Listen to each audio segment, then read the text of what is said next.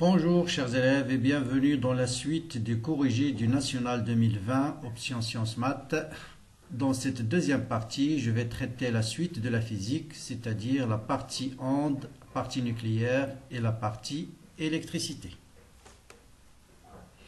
Bien sûr, le sujet il est téléchargeable dans la description de la vidéo. Il est déjà disponible dans la première partie de ce vidéo-là.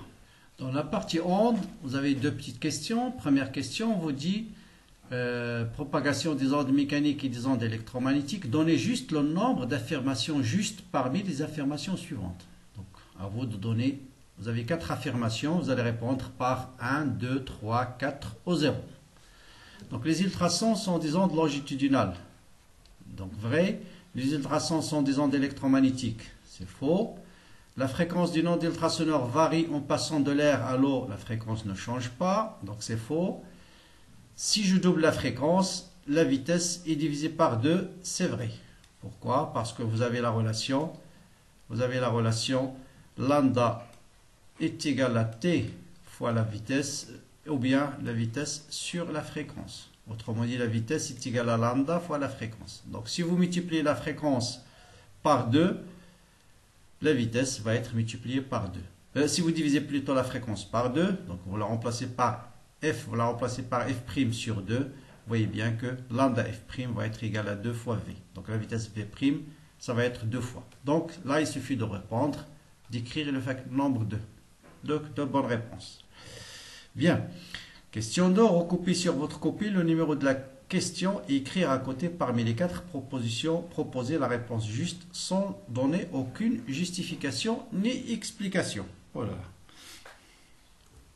Bien. Autrement dit, il suffit de répondre là aussi par vrai ou faux. Donc on vous dit juste quelle est l'affirmation juste. Vous avez une seule affirmation. Des fois, vous pouvez raisonner par élimination. Donc lors de la propagation d'une onde mécanique progressive, il y a transport de la matière. Bien sûr, c'est à éliminer. Une onde mécanique à la surface de l'eau peut transporter un objet flottant. C'est faux. Un objet flottant ne peut que faire des mouvements vertical. Donc il ne peut pas se déplacer. Une onde sonore se propage dans le vide. Bien sûr, c'est faux. Donc il vous reste tout de suite. Voilà l'affirmation juste. Donc lors de la diffraction d'une onde mécanique progressive périodique, sa fréquence ne change pas. Donc ça c'est vrai.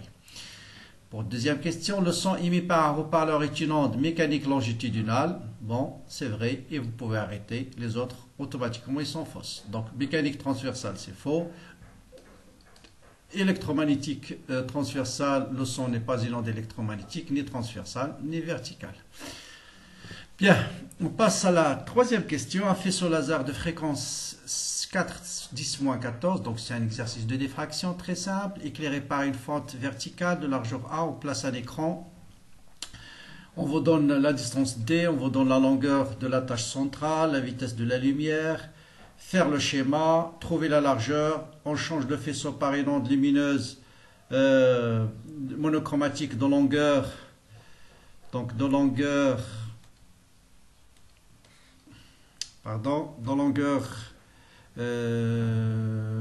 lambda 2 égale à 450, comment varie la largeur de la tâche centrale. Alors ça c'est une question très simple, on vous donne la fréquence, le schéma, voilà le schéma d'abord, vous avez ici la fente est verticale, le schéma de diffraction elle est horizontale, la largeur de la tâche centrale L1, vous avez l'angle θ et vous avez la distance D. Bon, vous avez la longueur d'onde, donc on connaît la fréquence, donc je peux tout de suite calculer la longueur d'onde de la lumière utilisée ici, c'est 130,25 nanomètres. Question, quelle est la largeur de la fente? Bon, vous avez les relations classiques, θ égale 2 relations à retenir, θ égale à lambda sur A, et sur le schéma, vous avez tangente θ est égale à L1 sur 2 divisé par D. L1 sur 2 fois D qui est égal à θ, donc lambda sur A est égal à L1 sur 2D, ça vous donne cette relation. Après, on peut déterminer A, c'est 2D lambda sur L1, on connaît D, on connaît lambda, on connaît L1, la valeur numérique, vous allez trouver facilement 25,2 micromètres. Donc, il n'y a rien de difficile. Si je diminue la longueur d'onde, si on change lambda 1 par lambda 2 plus petit que lambda 1, comment varie la tâche centrale? Vous pouvez répondre de deux manières, soit directement θ égale à lambda sur A. Donc, vous voyez bien que si lambda 2 est plus petit, la tâche centrale va diminuer. Alors, si je diminue lambda, θ diminue. Ou bien par la relation lambda est égal à L1 fois A sur 2D. Si lambda diminue, petit a diminue. Donc vous avez deux manières de répondre. Donc dans les deux cas, la tâche centrale va diminuer. On passe au nucléaire, on va dans le polonium, on va dans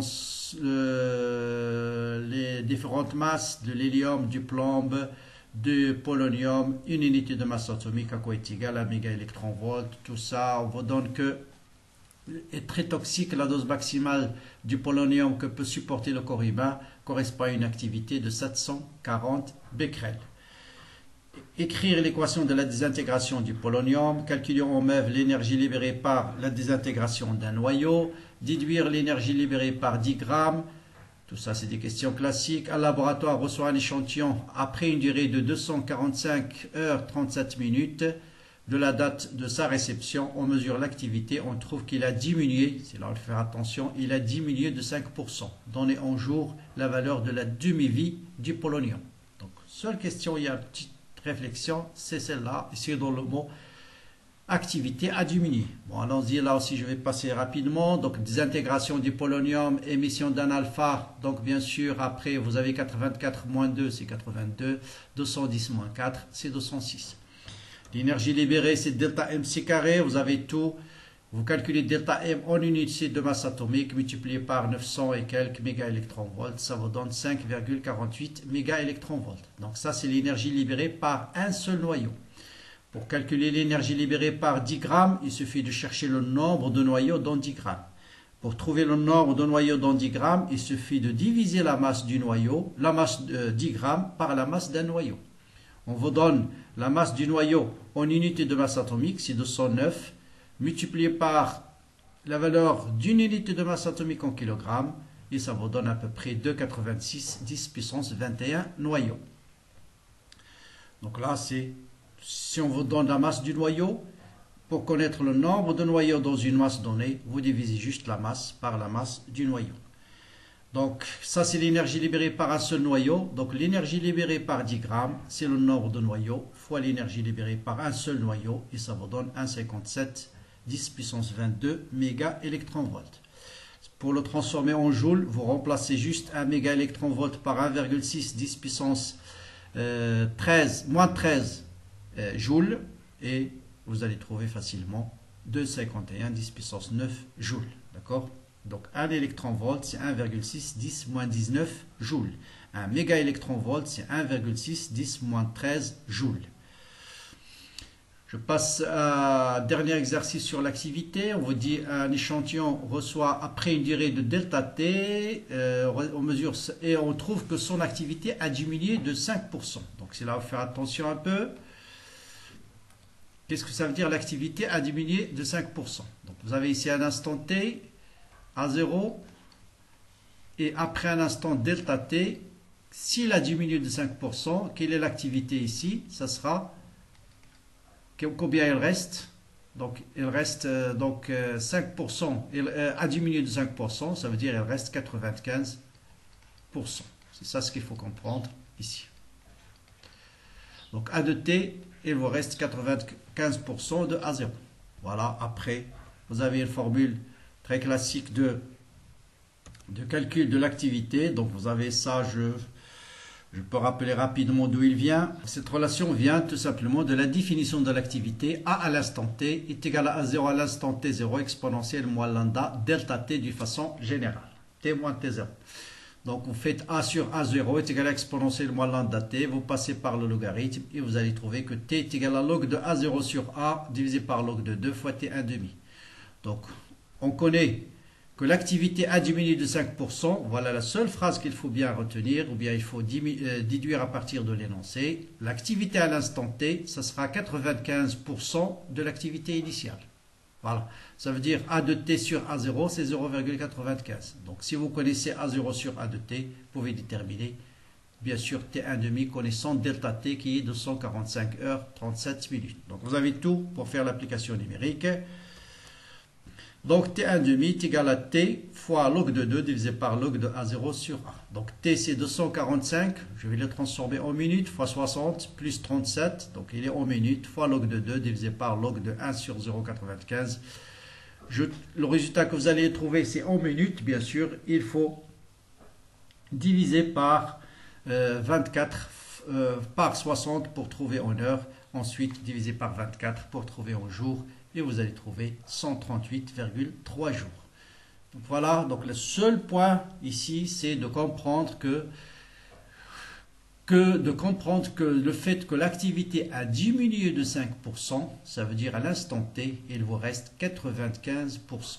Voilà pour, sinon, rien de difficile. On passe à l'électricité.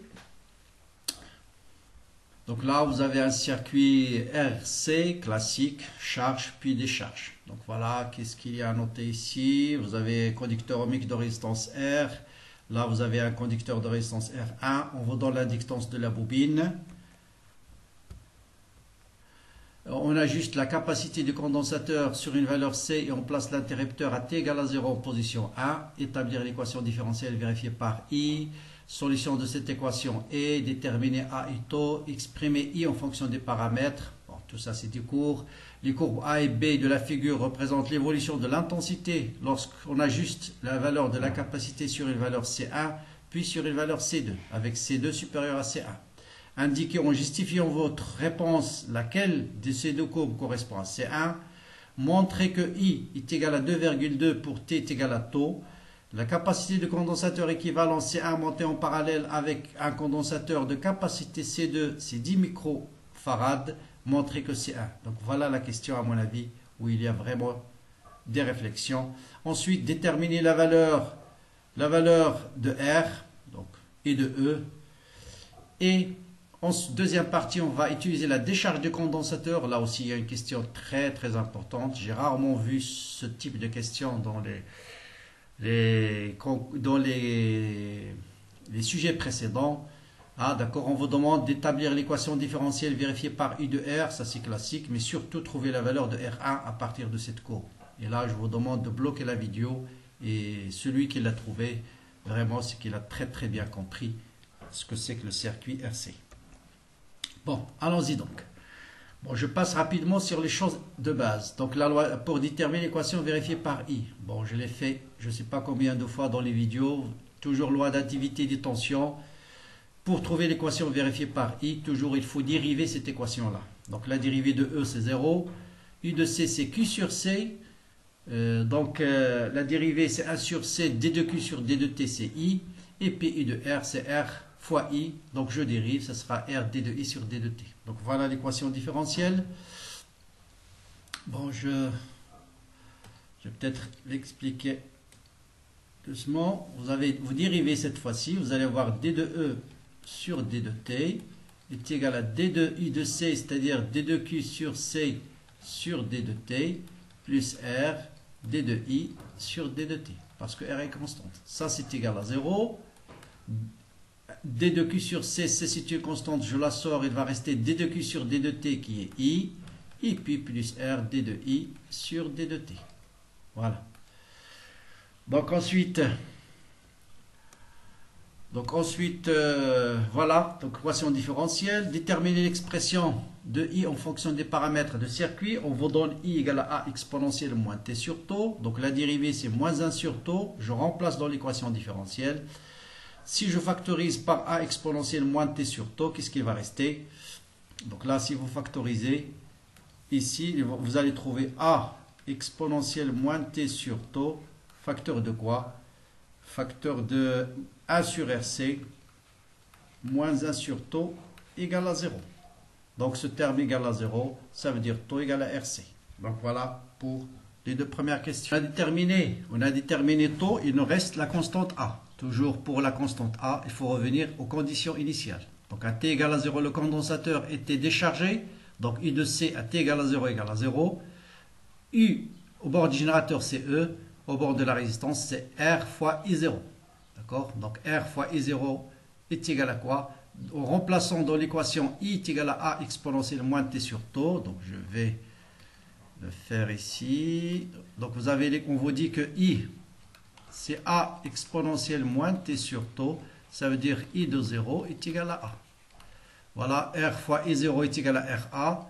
Et à T égale à 0, on a dit U de R c'est 0, U de C qui est égal à 0, donc U de R est égal à E. Donc voilà.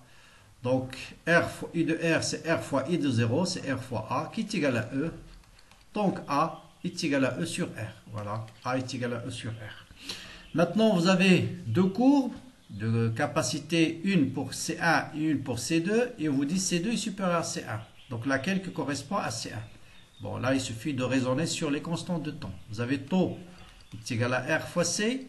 Donc celui qui a la capacité la plus grande va avoir la constante de temps la plus grande. La constante de temps la plus grande, c'est pour la courbe A. Donc C1, c'est la courbe B. C'est là où vous avez la constante de temps la plus faible. Donc la courbe C1 correspond à la courbe A, car taux 1 est plus petit que taux 2. Si vous voulez, car taux 1 est plus petit que taux 2. Maintenant, montrez que I égale à 2,2 pour T est égal à taux. Donc là, pour T est égal à taux. Donc si T est égal à taux, vous avez I pour T est égal à taux. C'est égal à 0,37 I0. I0 c'est combien? 6. Vous multipliez 0,37 par 6. Vous allez trouver exactement 2,22 mA. Donc voilà une question où vraiment il faut réfléchir. On vous dit que la capacité de condensateur équivalente d'un condensateur à un condensateur de capacité C1 monté en parallèle avec un condensateur de capacité C2, c'est C0 égale à 10 microfarads. Montrez que C1 égale à 4. Donc je vous rappelle que si vous avez deux condensateurs en parallèle, c'est équivalent à un seul condensateur de capacité, la somme des deux. Donc c'est l'inverse des résistances, c'est C1 plus C0. Donc, qu'est-ce qu'on veut? C1. Donc C1 est égal à C0 moins C2. Comment déterminer C2? À partir de cette courbe-là. Je ne connais pas R, donc je ne peux pas la déterminer à partir de la constante du temps. Mais cette courbe va me permettre de trouver une relation entre C2 et C1. D'après la courbe, qu'est-ce que je peux déterminer? Je peux déterminer les constantes de temps. Donc voilà, I c'est 6. 0,37, 6, ça vous donne 2,2. Donc voilà taux 1, c'est ce point. Donc voilà taux 1, donc c'est 4 millisecondes. Et voilà taux 2. Vous faites la projection sur l'axe, voilà taux 2. Donc taux 2 égale à 6 millisecondes. Or, taux 1 est égal à R fois C, 1, et taux 2 est égal à R fois C2. Donc je fais le rapport, taux 1 sur C1 égale à taux 2 sur C2 est égal à R. Et je connais taux 1, je connais taux 2, donc C2, je peux les déterminer en fonction de C1. Donc C2 est égal à taux 2 qui est 6 divisé par 4, c'est 3,5 fois C1. Voilà la question qui est un peu difficile à mon avis. Donc voilà, vous remplacez maintenant C2 par 3,5 C1 et vous allez déterminer facilement que C1 est égal à 4 microfarads. Donc voilà, je remplace C2 par 3,5 C1 et donc 5,5 C1 égale à C0. Donc C1 égale à 2 cinquièmes de C0. Vous multipliez 2 cinquièmes par 10, ça vous donne effectivement 2 cinquièmes divisé par 10. Voilà, 10 divisé par 5 c'est 2. 2 fois 2 c'est bien 4 microfarads. Bon, pour déterminer maintenant ER, là on peut utiliser cette fois-ci les constantes du temps. Vous avez taux 1 est égal à R fois C1. Donc R égale à taux 1 sur C1. Donc taux 1 c'est 4, c'est taux 1 égale à combien? Taux 1 c'est 4, effectivement, 4 millisecondes, divisé par 4 microfarads, ça vous donne 10 puissance 3, ça veut dire 1 kilo ohm. Et puis pour déterminer E, on va utiliser la valeur de I0. Donc à T égale à 0, vous avez E est égal à R fois I0, on connaît R, on connaît I0, d'après la courbe, c'est 6 mA, donc 6, 10 moins 3 fois 10 puissance 3, ça vous donne 6 volts. Maintenant, on va passer à la deuxième partie. On va passer l'interrupteur en position 2. D'accord? Et ensuite, on va déterminer l'équation vérifiée toujours par I de R. Donc, comme tout à l'heure, vous écrirez la loi. Bon, ouais, C2. Voilà. Donc, la loi d'additivité des tensions. Donc, vous avez l'interrupteur en position 2 cette fois-ci. Donc, vous avez I de R plus I de B. I de R1 plus I de B plus I de C égale à 0. Donc voilà, I de R, partout c'est R1, R1 partout. Donc je cherche l'équation vérifiée par I. Donc I de C c'est I sur C. Je dérive tout ça. Donc il faut dériver tout ça. D sur D de T de tout ça égale à 0. Donc la dérivée de I de C va vous donner I sur C. La dérivée de L d de I sur d de t, ça va vous donner L d carré de I sur dt carré. Et la dérivée de I de R, ça va vous donner d de UR sur d de t. On va la laisser parce qu'on cherche l'équation vérifiée par I de R. Bon, je vais multiplier ici en haut et en bas par R. R fois I, c'est I de R. La même chose, je multiplie ici par R en haut et en bas. Et ça vous donne d carré de I de R. Donc voilà l'équation vérifiée par I de R. Bien. Maintenant, la valeur de R. Voilà une deuxième question où vraiment il faut être bon pour y répondre. Bien, pour déterminer la valeur de R. Donc là, pardon, pour déterminer la valeur de R justement. Bon, d'habitude, on a toujours l'idée de penser à taux est égal à RC. Bon, on détermine taux, mais ici on n'a pas taux. Hein? Ou bien la période T, donc est égal à la pseudo-période. Là aussi, on ne peut pas l'utiliser parce que T est égal à, on ne connaît pas la valeur de quoi de R, oui. Donc là, il faut bien remarquer que vous avez ici une courbe qui est tracée, cette courbe-là. Cette courbe-là. Donc il doit servir à quelque chose. Ça va permettre de déterminer la pente de la courbe U de R à t égale à 0. Et c'est ça qu'il faut utiliser. D'accord? Donc je peux déterminer la pente, prendre deux points, par exemple ce point et ce point. Et vous voyez bien que la pente de cette droite, c'est delta UR, ça vous donne ici 0,1, 0,2, 0,25, divisé par cette quantité qui est combien? 1 milliseconde, donc 0,1, 0,2, 0,3, 0,4, 0,6, 0,6 millisecondes. Voilà. Et c'est une pente qui est négative parce que une courbe qui décroît. Donc la valeur de cette pente, c'est moins 416,66 volts par seconde. Maintenant, à t égale à 0, on va réécrire l'équation différentielle de tout à l'heure. Vous avez U de R plus U de L plus U de C égale à 0. À t égale à 0, la présence de la bobine fait que I à t égale à 0 égale à 0. Donc il va vous rester juste UC de 0 plus L d de I sur d de t à t égale à 0 égale à 0. Donc U de C plus L sur R, D de UR sur D de T égale à 0. Donc ça, toujours à T égale à 0. D'après la courbe, je connais cette valeur. UC0, c'est égal à E. Donc, je peux déterminer R connaissant L. Voilà un peu comment il faut répondre ici. Donc, je répète. Ici, on vous a tracé la tangente.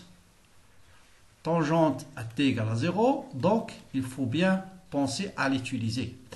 Donc je répète ici, vous avez U de R plus U de L plus U de C égale à 0. On va réécrire cette équation à T égale à 0. Donc ici de 0, c'est E. D de I sur D de T, je multiplie ici en haut et en bas par R. Par R, ça va devenir D de UR sur D de T. Et ça, on va le déterminer à partir de cette tangente-là. Je connais E, je connais L, je connais la courbe D de R sur D de T, T égale à 0 d'après la courbe. Donc je peux déterminer R et je trouve 6,9 ohms. Donc ça, c'est vraiment une question intéressante. Enfin, on passe à la modulation. Là, c'est vraiment des questions de cours. On vous donne plein de textes, mais la réponse, vous allez voir, c'est très court. Voilà la fréquence de la signal de la porteuse. Le signal modulé, c'est la tension E2. Donc c'est le signal à transporter, S de T plus I0. La tension modulée, c'est K fois S de T plus I0 fois le signal de la porteuse. On vous dit que le signal modulé s'écrit comme la somme de trois fonctions sinusoïdales de fréquence F, fréquence de la porteuse, puis N1, N2. Et la question, c'est déterminer N1, N2, ça c'est une question de cours. Ensuite, donner le taux de modulation M en fonction de SM et U0. Ensuite, on visualise S de T, c'est-à-dire on fait la représentation XY, S de T sur X et I de S sur Y, ce qu'on appelle la représentation trapèze. Déterminer à partir de ce graphe le taux de modulation et déterminer les valeurs de I0 et de I de M.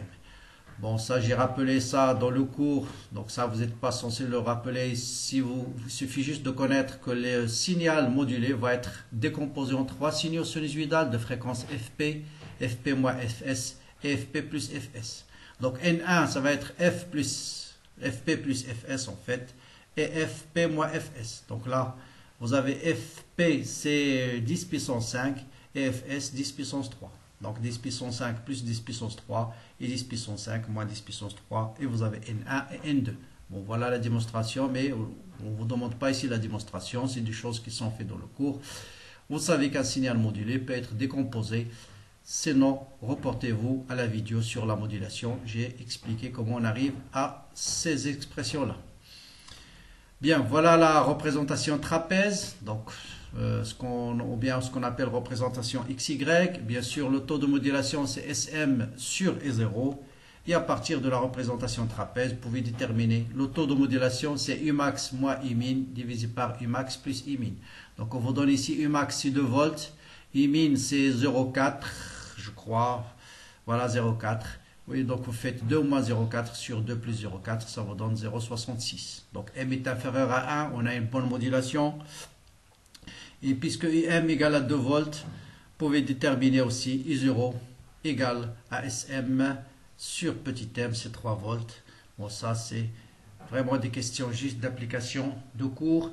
Mais dans ce sujet-là, vraiment, il y a deux questions qui sont, à mon avis, extrêmement importantes. C'est celle-là, comment déterminer R, et comment déterminer aussi la capacité ici, cette partie-là, cette question-là. Donc voilà pour ce sujet où je trouve que c'est un sujet très intéressant qui peut être fait tant par les élèves de Sciences Maths que par les élèves aussi de PC. Voilà, je vous dis bon courage, bonne continuation et à très bientôt pour la suite.